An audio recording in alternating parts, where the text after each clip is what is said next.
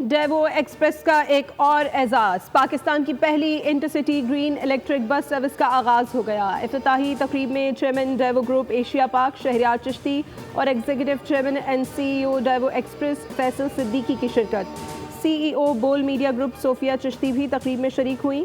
صوبائی وزیر ٹرانسپورٹ بلال اکبر خان اور شہریار چشتی نے الیکٹرک بس سروس کا ربن کاٹ کر افتتاح کیا۔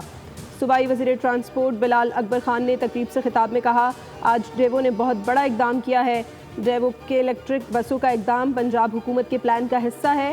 ہم پر امید ہیں کہ اگلے 5 سالوں میں الیکٹرک بس سروس ڈیزل بس سے سستی ہوگی۔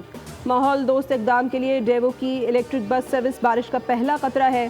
Executive chairman C E O Daewoo Express Faisal Siddiqui نے تقریب سے خطاب میں کہا، اس بس سروس کے ذریعے 350 کلومیٹر کا فاصلہ طے کیا جا سکتا ہے۔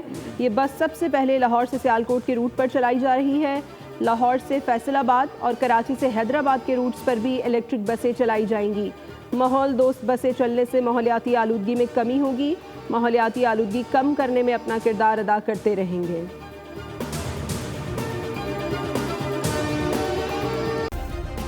سبسکرائب کریں اور بیل دبائیں تاکہ کوئی خبر رہ نہ جائے۔